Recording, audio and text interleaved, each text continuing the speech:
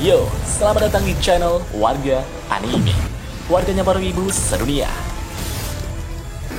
Dan masih bersama Mr. Q di sini. Pada kesempatan kali ini, Mr. Q akan menceritakan alur cerita manga Solo Leveling chapter 132 sampai chapter 134. Di mana kita akan diperlihatkan situasi dungeon break di Jepang yang sangat mengerikan, dan kita juga diperlihatkan Jinwo yang telah datang ke Jepang untuk merubah keadaan. Dan langsung saja, tanpa basa-basi lagi, mari kita mulai.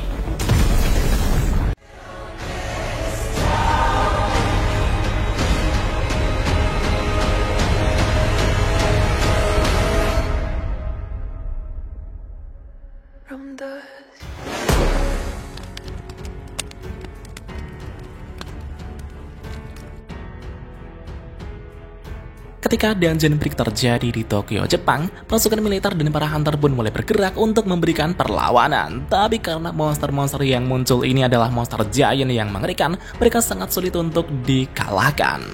Sungguh pemandangan yang sangat parah dan mengerikan, entah sampai kapan para hunter bisa menahannya. Pertempuran ini pun telah disiarkan secara langsung ke seluruh penjuru Jepang dan negara-negara di sekitarnya.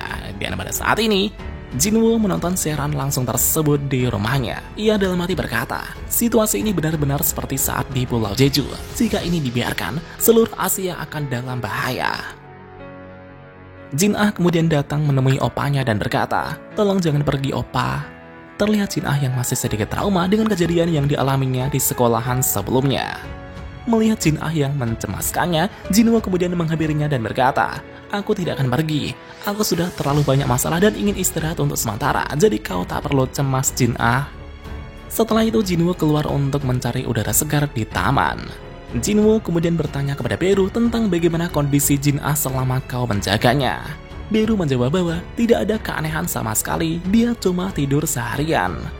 Tapi Jinwo merasa bahwa jika adiknya mungkin masih sedikit trauma, Jinwo pun bimbang dengan apa yang harus ia lakukan. Di saat Jinwo terus memikirkan apa yang harus ia lakukan, sebuah mobil kemudian berhenti di dekatnya. Jinwo kemudian dibawa ke sebuah kantor yang ternyata itu adalah kantor Yojin milik ayah Jinho. Jinwo kini telah bertemu ayah Jinho dan mulai berbincang-bincang. Senang bertemu denganmu, Hunter Sung. Perkenalkan, aku adalah Yo Myung-han, CEO dari perusahaan konstruksi Yojin. Tanpa basa-basi, ayah Jinho memberikan sebuah cek kepada Jinwo. Ia berkata, aku bukanlah orang angkuh yang percaya semuanya dapat dibeli dengan uang. Apalagi jika berhadapan dengan hunter rank S sepertimu. Semoga kau bisa memahami ketulusanku yang berusaha untuk kusampaikan. Jinwo bertanya, apa yang ketua inginkan dariku? Ayah Jinho menjawab bahwa dirinya menderita penyakit yang sama dengan ibu Hunter Sung. Sontak Jinho kaget mendengarnya. Apa Jinho juga tahu tentang ini, ketua? Ayah Jinho menjawab bahwa hanya istri dan sekretarisnya yang mengetahui ini. Setelah aku berusaha mencari informasi tentang penyakit ini, aku hanya menemukan satu orang yang berhasil sembuh dari penyakit ini, yaitu ibumu, Hunter Sung. Itulah yang kuinginkan, Hunter Sung. Aku tak akan melupakan kebaikanmu asalkan kau membantuku menyembuhkan penyakitku. Namun Jinwo menjawab, maafkan aku, ketua, sayangnya tidak ada yang bisa kulakukan. Ayah Jinwo bertanya, kalau begitu, bagaimana ibumu bisa sembuh dari penyakit ini, Hunter Sung? Jinwo menjawab, kalau aku tahu alasannya dan bisa mendapatkan uang dari itu, untuk apa juga aku menyembunyikannya? Kalau begitu aku permisi dulu, ketua. Jinwo kemudian meninggalkan kantor Yojin. Dalam hati Jinwo berkata, walaupun dia ayah Jinwo, tapi aku tidak mengenalnya. Entah dia benar-benar sakit atau ada niatan lain, aku juga tidak tahu. Selain itu, jumlah Holy Water of Life juga terbatas dan aku harus memakainya dengan benar.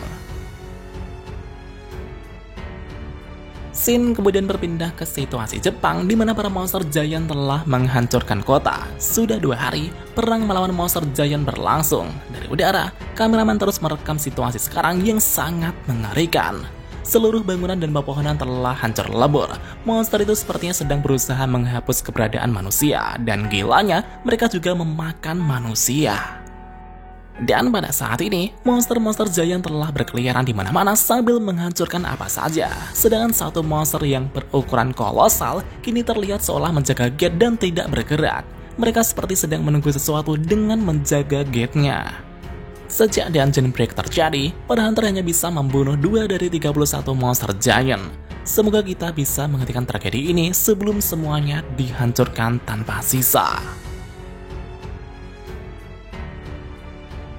Shin kemudian kembali ke tempat Jinwoo yang berada di kantornya. Ia kemudian berkata kepada Jinwoo bahwa dirinya berniat pergi ke Jepang untuk mengalahkan monster-monster di sana.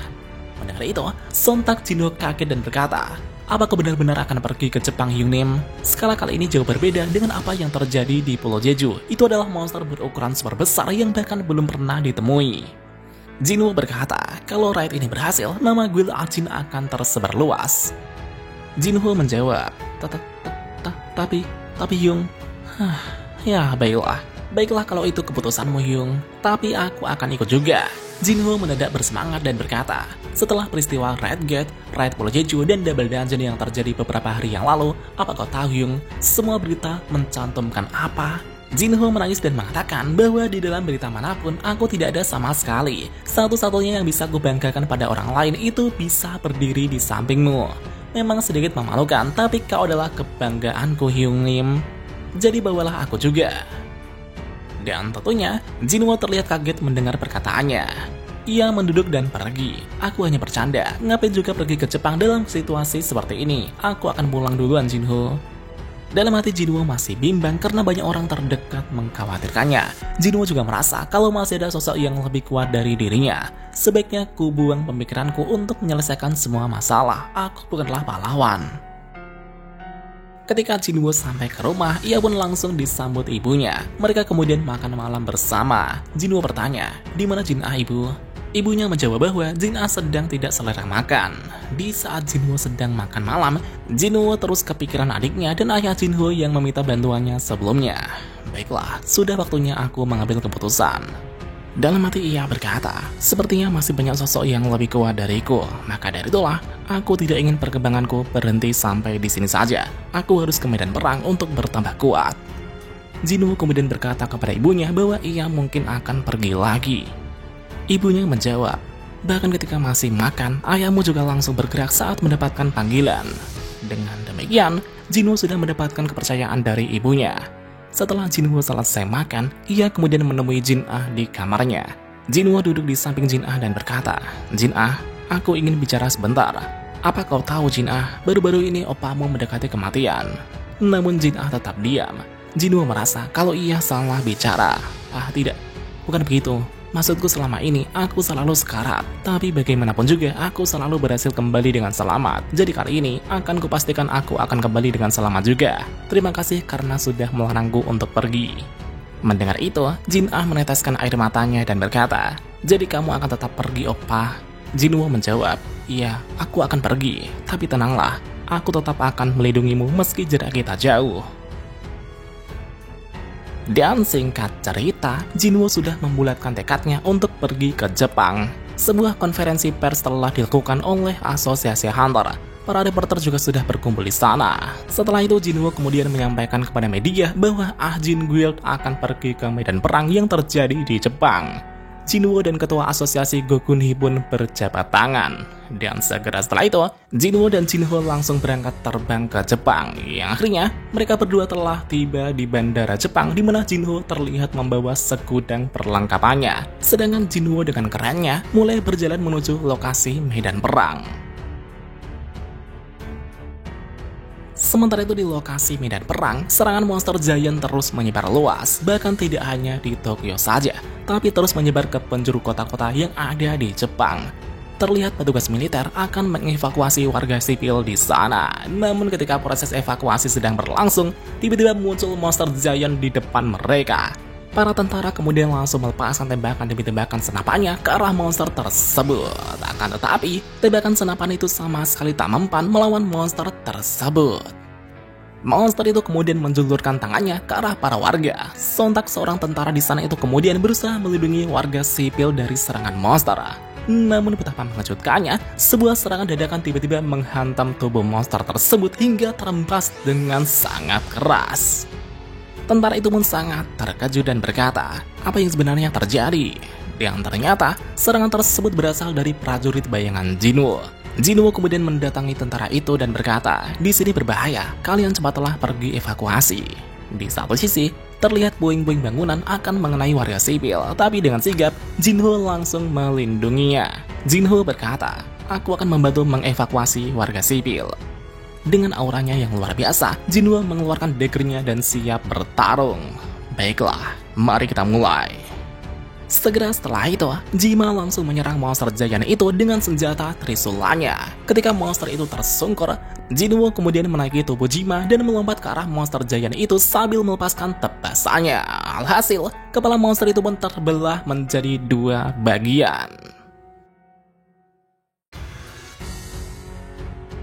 Sementara itu di sisi lain, berita tentang Jinwo yang pergi ke Jepang telah tersebar sampai ke Amerika. Terlihat para hunter sedang mengobrol dengan berkata, "Hei, lihatlah, Sung Jinwo berniat melawan monster-monster giant itu seorang diri di Jepang." Kudengar Nyonya Selner juga belum mengaktifkan level pertama Sung Jinwo. Dengan levelnya yang sekarang, sudah pasti dia akan mati. Seperti yang kalian tahu, Nyonya Selner juga sudah meningkatkan kekuatan kita. Kita semua tahu bahwa kita masih punya batasan. Meskipun dia telah reawakening, kurasa dia terlalu percaya diri dengan kemampuannya. Mana mungkin monster raksasa sama seperti serangga di Pulau Jeju. Asalkan kalian tahu, kepercayaan diri terlalu tinggi hanyalah menuntun seorang hunter pada kematian.